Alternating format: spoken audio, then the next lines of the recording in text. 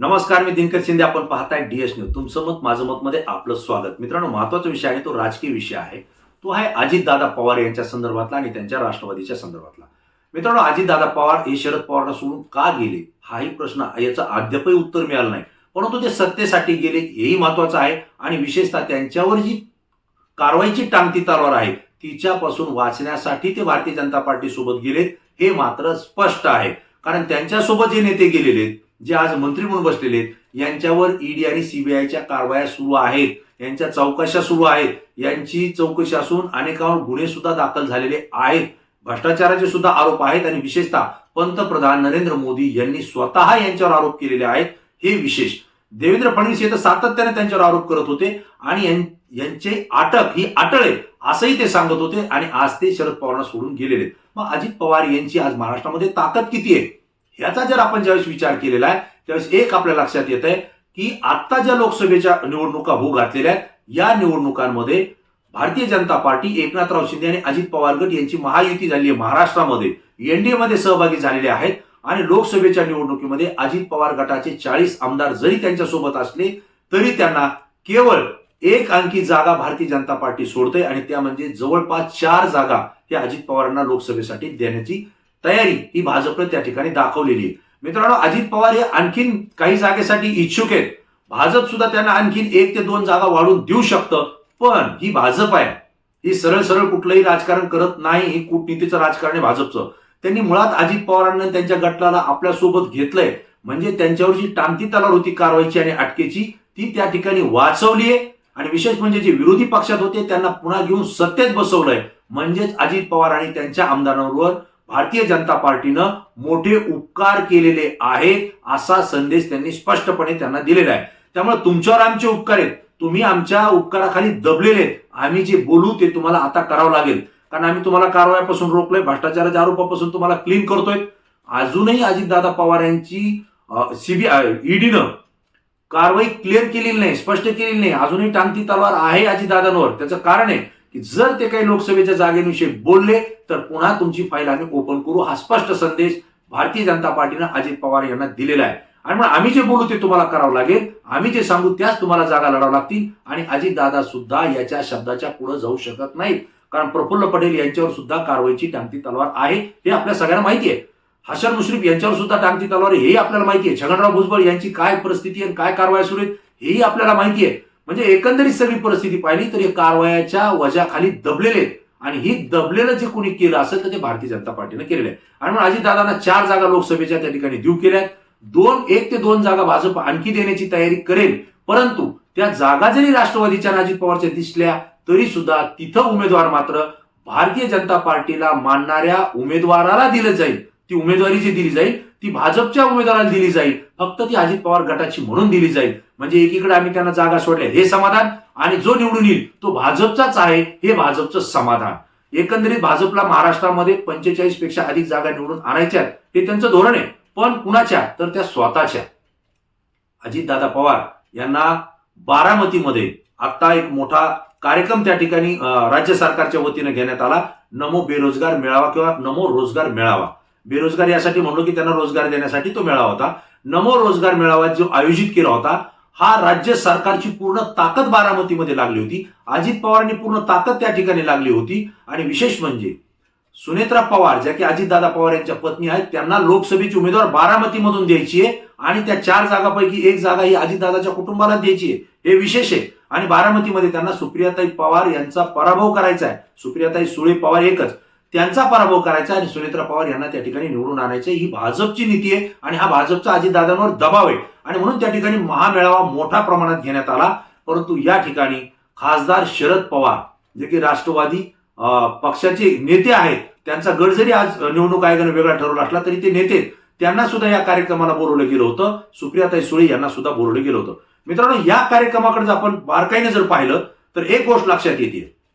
मुख्यमंत्री एकनाथराव शिंदे होते, उपमुख्यमंत्री देवेंद्र फडणवीस होते, उपमुख्यमंत्री अजितदादा पवार होते आणि संपूर्ण महाराष्ट्र सरकारची ताकद, पैसा, पूर्ण खर्च त्या ठिकाणी झाला होता. आणि जास्तीत जास्त लोक आणण्यासाठी सुद्धा स्थानिक नेत्यांवर, पदाधिकाऱ्यांवर, अधिकाऱ्यांवर सुद्धा दबाव आणून वेगवेगळ्या गाड्या, एसटी सगळं पाठवून सुद्धा लोक जमा करण्याचा प्रयत्न त्या ठिकाणी झाला. पण मला आपल्याला आवर्जून सांगावं लागेल, या सभेमध्ये अनेक खुर्च्या ह्या रिकाम्या होत्या, म्हणजे खुर्च्यावर बसायला सुद्धा माणसं त्या ठिकाणी आली नाही, हे मी आपल्याला आवर्जून या ठिकाणी सांगतोय. म्हणजे एवढा मोठा नमो रोजगार मेळावा असताना सुद्धा त्या ठिकाणी खुर्च्या रिकाम्या राहिल्या आणि विशेषतः मराठा समाजाच्या आंदोलनाचा परिणाम सुद्धा या सभेवर आपल्याला पाहायला मिळाला. कारण मराठा बांधवांनी स्पष्टपणे सांगितलं होतं की आमच्या आरक्षणाला विरोध केलेला आहे, आमचं आरक्षण मिळालेलं नाही आणि मुख्यमंत्री उपमुख्यमंत्री इथे येत आहेत. अजितदादा जरी बारामतीचे असले तरी सुद्धा त्यांनी आरक्षणाला विरोध केलाय, पाठिंबा दिला नाही किंवा तशी भूमिका त्या ठिकाणी मांडली नाही. त्यामुळे मराठा समाज, मराठा तरुण या मेळाव्याला जाणार नाही ही भूमिका त्यांनी घेतली होती आणि त्या ठिकाणी खुर्च्या सुद्धा आपल्याला रिकाम्या दिसल्या. म्हणजेच अजितदादा पवारच्याच बारामतीमध्ये खुर्च्या रिकाम्या असणं हे काही चांगलं धोतक नाहीये. दुसरी गोष्ट अशी आहे की ज्यावेळेस अजितदादांचा सत्कार झाला, मुख्यमंत्री उपमुख्यमंत्र्यांचा सत्कार झाला, त्यावेळेस प्रेक्षकांमधून जल्लोष पाहिजे तो झाला नाही, पाहिजे तो नव्हे झालाच नाही. परंतु ज्यावेळेस शरदचंद्र पवार हे स्टेजवर आले, शरद पवार स्टेजवर येतात, पब्लिक मधून जे लोक खाली बसले होते प्रचंड जल्लोष त्या ठिकाणी झालाय. मी आपल्याला आवर्जून सांगतोय, हे प्रेक्षक किंवा हे लोक आणण्याचं काम हे महायुतीच्या या तिन्ही नेत्यांनी केलं होतं, सरकारी खर्चातून केलं होतं, गाड्या पाठवून केलं होतं आणि ताकद दाखवण्यासाठी केलं होतं. परंतु शरद पवार स्टेजवर आल्यानंतर याच लोकांनी जल्लोष केला, शिट्ट्या वाजवल्या, घोषणा सुद्धा दिल्या आणि ज्यावेळेस शरद पवार यांचं भाषण सुरू होणार होतं, त्यांचा सत्कार होणार होता, त्यावेळेस सुद्धा त्या ठिकाणी उपस्थित नागरिकांनी मोठ्या प्रमाणावर जल्लोष केलेला आहे. शरद पवारांच्या नावानं घोषणा दिल्या, शिट्ट्या वाजवल्या आणि संपूर्ण स्टेजवरच्या लोकांनी, नेत्यांनी हे पाहिलं. विशेष म्हणजे हे लाईव्ह प्रेक्षेपण असल्यामुळं संपूर्ण महाराष्ट्रानं आणि देशानं सुद्धा हे चित्र पाहिलं. अजितदादा पवार यांच्याच बारामतीमध्ये त्यांच्या पत्नी सुनेत्रा पवार ह्या लोकसभेची निवडणूक एनडीए कडून म्हणजे महायुतीकडून लढणार आहेत, एवढी ताकद पाठीशी असताना सुद्धा त्यांच्याच बारामतीमध्ये शरद पवार यांच्यासाठी ताकदीनं घोषणा होत आहेत, शिट्ट्या वाजतायत, जल्लोष होत आहे. ही अजितदादा पवार यांच्यासाठी धोक्याची घंटा आहे, ही स्पष्टपणे धोक्याची घंटा आहे. कारण बारामती हा मतदारसंघ शरद पवार यांनाच मानणार आहे, सुप्रियाताई सुळे यांनाच मानणार आहे. हे स्पष्ट संकेत त्या ठिकाणच्या जनतेनं या महायुतीच्या मातबर समजल्या गेलेल्या नेत्यांना आपल्या घोषणांमधून दिलेला आहे. आणि आज अजितदादा पवार यांना भारतीय जनता पार्टीनं सुद्धा त्यांची जागा दाखवलेली ही सुद्धा धोक्याची घंटा आहे. कारण 4 जागा दिल्या, 40 तुमचे आमदार सोबत आलेले, आता उलट तुम्हाला आम्ही बळ देतोय, ताकद देतोय, असं करत असताना लोकसभेला असं भारतीय जनता पार्टीनं केलं नाही. तर आम्ही म्हणून तेच अजितदादा ऐकतात हे दाखवण्याचा त्या ठिकाणी प्रयत्न केला आणि 4 जागेवर त्यांची बोलवण त्या ठिकाणी केलेली आहे. आणि विशेष म्हणजे त्यातलीही 1 जागा बारामतीची आहे आणि त्यातलीही ती जागा अजितदादा पवार यांच्याच पत्नीसाठी दिलेली आहे.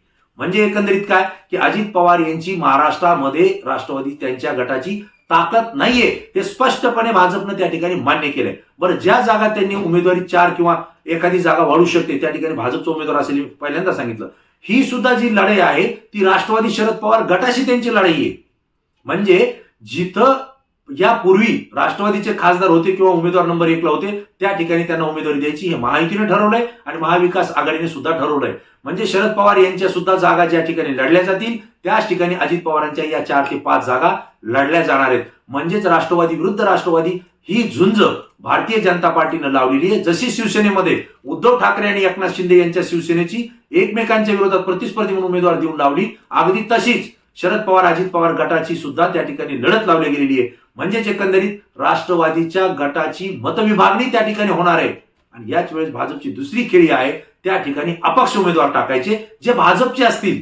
म्हणजे राष्ट्रवादीच्या मतांची विभागणी झाली म्हणजे भाजपचे त्या ठिकाणी 2 नंबरचे जे राहिलेले उमेदवार होते त्यांना उमेदवारी द्यायची. म्हणजे ते ह्या दोघांची विभागणी झाल्यानंतर 2 नंबरचा भाजप हा 1 नंबरवर येईल आणि आतून भाजपची जी काही मतदार आहेत, कार्यकर्ते आहेत, पदाधिकारी आहेत ते अजित पवार गटाला मदत न करता त्यांनी उभा केलेल्या अपक्ष उमेदवाराच्या पाठीमागे आपली ताकद उभा करतील आणि त्यांना निवडून आणतील. लक्षात घ्या मित्रांनो, हे असं जरी घडत असलं तरी अजितदादा पवार हे भाजपकडे तक्रार करू शकत नाहीत, त्यांच्यावर नाराजी व्यक्त करू शकत नाहीत, कारण ते त्यांच्या वजाखाली दबलेले आहेत. त्यांचं वजन काय हे संपूर्ण महाराष्ट्राला माहिती आहे, कारण तुम्ही जाणकार प्रेक्षक आहात. म्हणजेच एकंदरीत काय की भाजप जे सांगतंय की 45 पेक्षा जास्त जागा आम्ही आणतोय, त्याचं कारण हे की आपल्या मित्रांना त्या ठिकाणी आम्ही खड्ड्यात घालून आम्हीच त्या ठिकाणी आमचे अपक्ष उमेदवार निवडून आणू आणि एकंदरीत भाजपची आम्ही त्या ठिकाणी जास्तीत जास्त खासदार आणू, हा संकेत स्पष्टपणे या ठिकाणी आहे. कारण महायुती असताना उद्धव ठाकरे यांच्या शिवसेनेचे आमदार पाडण्याची भूमिका ही भारतीय जनता पार्टीने त्या ठिकाणी निभावली होती आणि अपक्ष आमदार त्या ठिकाणी आणण्याचा त्यांनी जो प्रयत्न केला त्याला यशही आलं होतं. आणि हेच उघडकीस आल्यामुळं उद्धव ठाकरे हे भाजपपासून दुरावलेले आणि ते महाविकास आघाडीसोबत आलेले. अजितदादांना भाजपचा अनुभव नाहीये, तो आता यायला लागलेला आहे, आता येतोय. आणि जे लोकसभेत अजितदादा पवारांसोबत झालंय ही धोक्याची घंटा आहे. शरद पवारांचा त्या ठिकाणी होणारा जल्लोष बारामतीमध्ये आणि मिळालेल्या जागा ही अजितदादांना धोक्याची घंटा आहे. हीच विधानसभेला सुद्धा परिस्थिती अजित पवार गटाची राहणार आहे.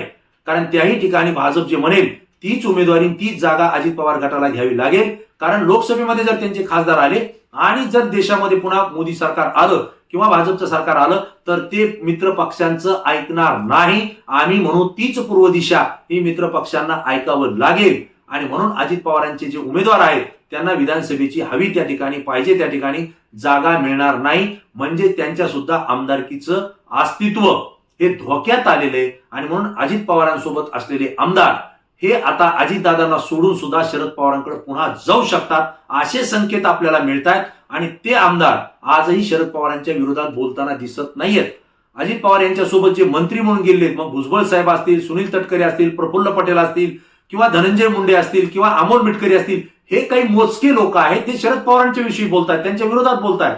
परंतु अजितदादांच्या सोबत 40 आमदार आहेत, ते मात्र कुठं बोलताना दिसत नाही, त्यांचे कुठं चेहरे दिसत नाहीत. त्यांची प्रतिक्रिया घेत असताना ते एवढंच म्हणतायत, वेळ आल्यानंतर सांगू, अजून परिस्थिती अनेक बदलणार आहे, त्यानंतर आम्ही आमची भूमिका मांडू. याचा अर्थ असा की अजितदादा पवार यांच्या आमदारांना सुद्धा लक्षात आलंय की आपल्यावर भाजपचा प्रचंड दबाव आहे.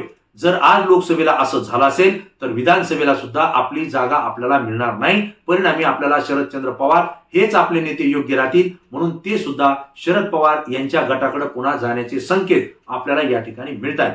मित्रांनो, सांगण्याचा उद्देश एकच आहे की बारामती सारख्या स्वतःचा जो बालेकिल्ला म्हटला जातो त्याच ठिकाणी अजितदादांच्या सभेला आम्ही जी मुख्यमंत्री उपमुख्यमंत्री असताना सुद्धा गर्दी नसणं, मराठा समाजाने त्या ठिकाणी बहिष्कार टाकणं आणि स्वतःचा जल्लोष न करता शरद पवार स्टेजवर आल्यानंतर लोकांनी जल्लोष करणं ही अजितदादा पवार यांना धोक्याची घंटा आहे. सुमित्रा पवार यांना सुद्धा त्या ठिकाणी धोक्याची घंटा आहे, हे माझं स्पष्ट मत आहे. मित्रांनो, तुम्हाला काय वाटतंय? कारण तुमचं मत अत्यंत महत्वाचं आहे, कारण तुम्ही जाणकार आणि अभ्यासू प्रेक्षक आहात. अजितदादा पवार यांना धोक्याची घंटा आहे का? आणि भारतीय जनता पार्टीने ही अजित पवारांना या कमी जागा देऊन त्यांना जागा दाखवून दिली आहे का? हे दोन्ही प्रश्न मी आपल्याला विचारतोय. तुमची प्रतिक्रिया तात्काळ द्या, कारण तुमचं मत अभ्यासू असतं आणि ते आमच्यासाठी अत्यंत महत्वाचं असतं. पुन्हा नवीन विषय नवीन मुद्दा घेऊन आपल्या समोर येईल. तोपर्यंत धन्यवाद.